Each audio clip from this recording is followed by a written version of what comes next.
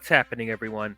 Welcome back to the channel. I am Dial, back with another classic movie review. Creed 3 is going to hit theaters in March, so we're going to go back and talk about all 6 Rocky movies and the first 2 Creed films before it's released. I've already talked about Rocky 1 and Rocky 2. If you guys haven't seen my review for those movies, I'll put a link in the description below so you guys can watch them. But today we are continuing on talking about Rocky 3 that came out in 1982. Let's get into this. So coming off of the first 2 movies, I really enjoyed both of them. Rocky 1 is a hit classic, and I thought Rocky 2 was a very worthy sequel to the original. So now we're here at Rocky 3. And you know what? I think I've come to my personal favorite Rocky movie. I had a blast with this film. I'm not going to go out on a limb and say that this is the best film of the Rocky and Creed movies overall, but as far as enjoyment, I had the most fun with this movie. So at the end of the first movie, we see Rocky victorious over Apollo Creed and becoming the heavyweight champion of the world. And ever since becoming champion, he was able to defeat every challenger that's put in front of him. He was undefeated, he's at the height of popularity, he's become a big figure of the mainstream public. He also has a thriving marriage with Adrian and raising their young son, Rocky Jr., aka Robert. We even see the debut of his iconic statue that's created that they put in Philadelphia up this, on top of the stairs that we see him in the previous movies. So it seems like Rocky was able to accomplish everything that he wanted in life. That is until a new challenger arises named Clubber Lang, played by Mr. T, who's hungry, mean, and potentially the toughest opponent that Rocky has ever faced up until this point. So while the first 2 Rocky movies were more of a drama and had more of an intimate character building setting, the third movie amps it up a notch. This marked a complete shift in the franchise where it turns into an all-out action picture. This movie just moves at the word go. There's not a lot of slow moments. It got right to the stuff that they know people want to see, the action. And that's something I really appreciate this time around, because the first 2 movies, we spent a good amount of time getting to know the characters and seeing them develop. But now we can see them get to the action and conflict quicker and build up the threat of Clubber Lang in this movie. I thought Clubber Lang was awesome. He was such a great villain in this movie. Mr. T, I am a fan of Mr. T. I think he's great. And I think this is probably his biggest acting role that he's done. Other than the A-Team, of course, but of course, I think this is one of the movies that really, put him on the map as far as movie star actor in general.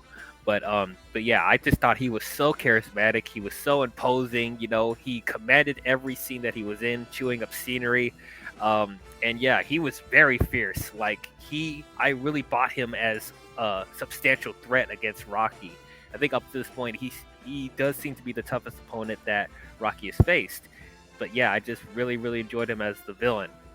Honestly, with this movie in general, I know I've said this before in the previous reviews, but this time around, it really feels like this movie's giving off major wrestling vibes, as far as just the characters being over the top and stuff like that, and the promos that goes on in this movie, really giving major wrestling vibes, which is something I get a kick out of since I'm a wrestling fan. But on top of that, they also have a wrestler appear in this movie. Hulk Hogan playing Thunder Lips and doing this exhibition match with Rocky in the movie for charity, which once again was over the top and was crazy, but I had a good time with it. I thought it was a very entertaining scene. It's probably one of my favorite scenes in the movie, Rocky versus Thunder Lips.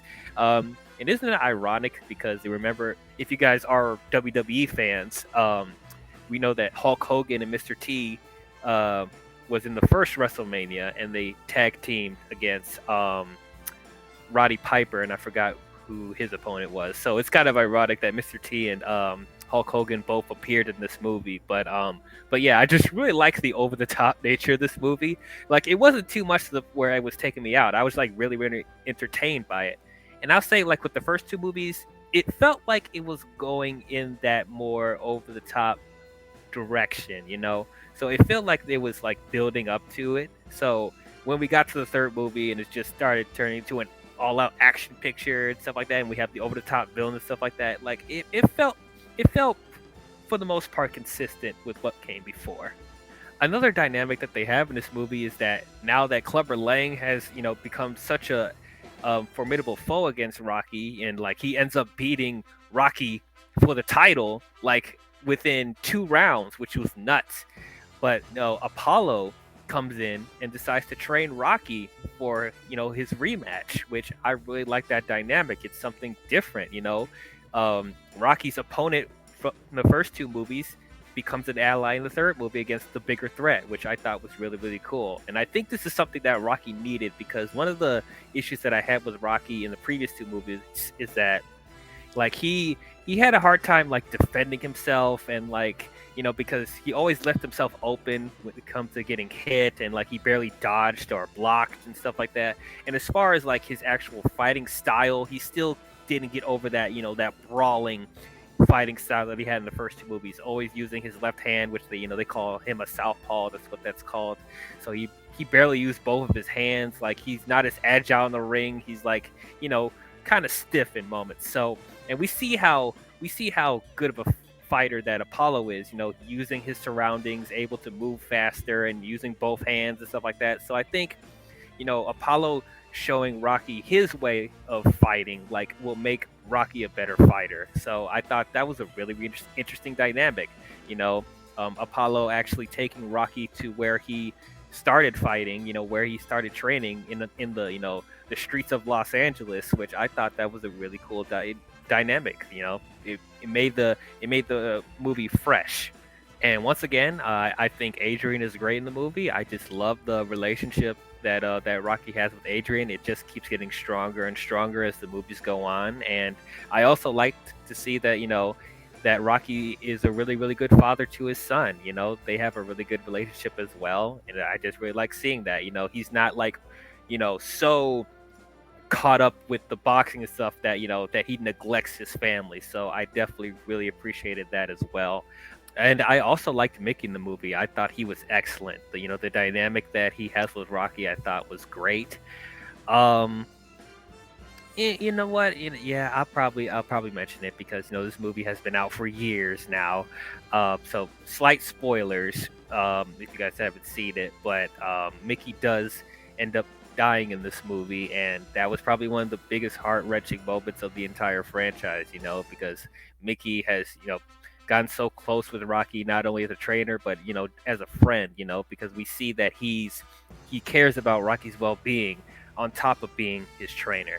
So I just man, it sucks that we lost him in this movie, but yeah, other than that, I thought Mickey was excellent. Unfortunately, I cannot say the same about Paulie. Once again, he's being an annoying, complaining douchebag in this movie. In the beginning of the film, he's talking about how, oh, Rocky didn't help him out, and he's getting all this fame and money, and he didn't come back to help me when I helped him come up as a boxer or whatever. Where were you, man? You just left me, blah blah blah blah blah. And then later on in the movie, when Apollo ends up training Rocky, and he's going with him to train alongside with Adrian.